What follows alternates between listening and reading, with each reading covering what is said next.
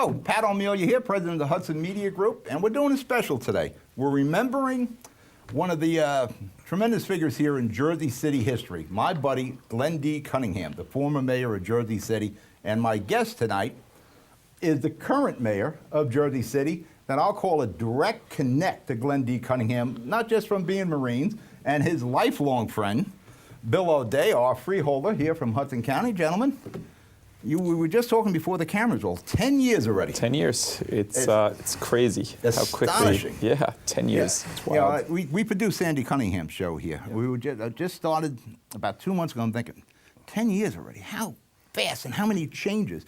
I think the real strength with Glenn D. Cunningham was he came from the streets. He born here in Jersey City. As a policeman, he walked the beats, he did all of that stuff, He was absolutely. a historian, right? He was really into the history of the city. He loved the history of the city, loved the history of his family. He was a history buff. He'd hang out at the an African American museum, any library. That was Glenn's day. I met Glenn in libraries. He spent years, maybe over here, maybe over there. He spent years researching his genealogy, and as well as researching things on Jersey City history. Did he?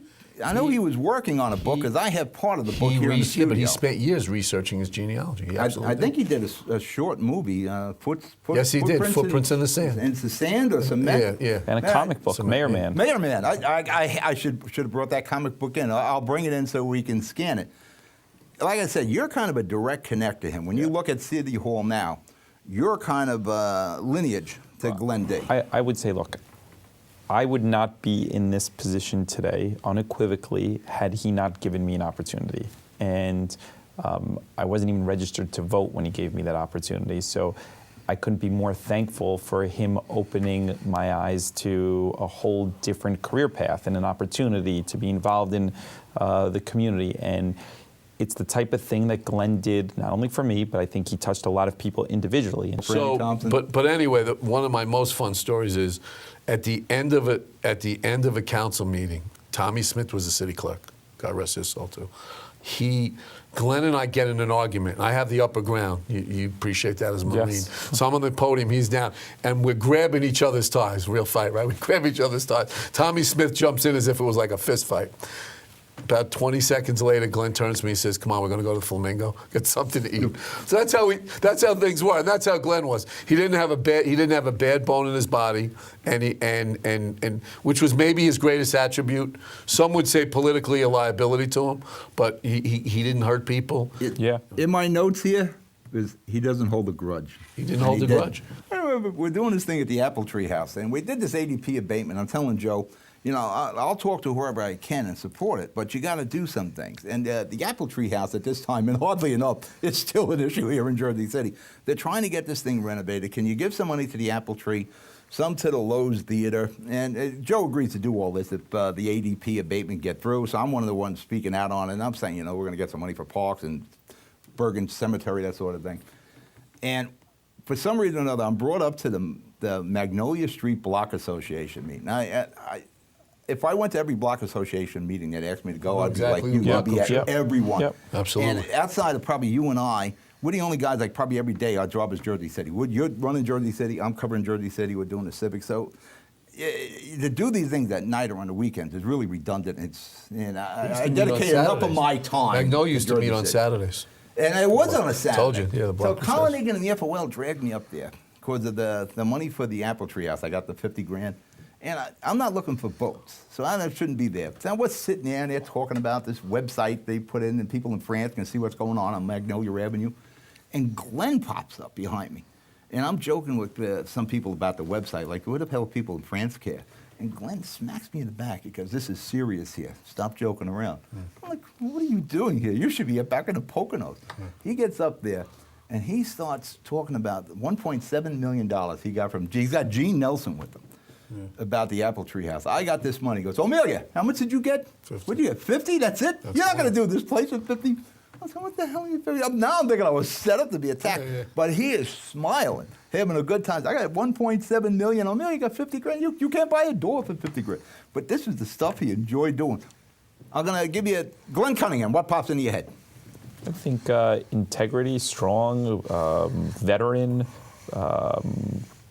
committed, passion. He was big on that Marine. They got the Marine insignia behind you there. The march. He had a lot of badges, that guy.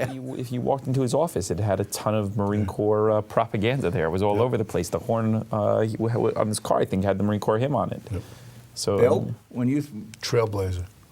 Becoming the first African-American U.S. Marshal meant so much to him. Becoming the first African-American mayor of Jersey City meant so much to him. He was a man of history. He believed history. Those things were the things that were the most important. The other thing is just pure compassion.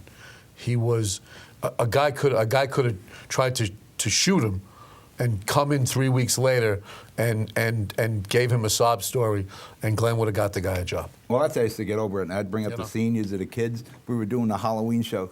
Glenn, it's for the kids. For the kids, the seniors. Compassion was his thing.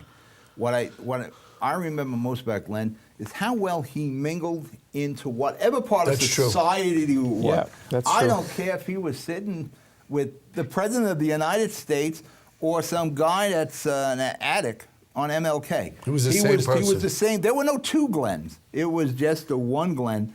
And he could sell the ice cubes to Eskimos. I'm telling you, he could convince you, whatever that vision was, whatever he wanted to get through, he would get that message to you. And you would walk away saying, man, this guy's right. We would go during that time when we were on the campaign for Congress, and we would go to a lot of events in Jersey City. We would go from Montgomery Gardens, where he's talking to the community and the residents there about living conditions there that were fairly tough, to say the least.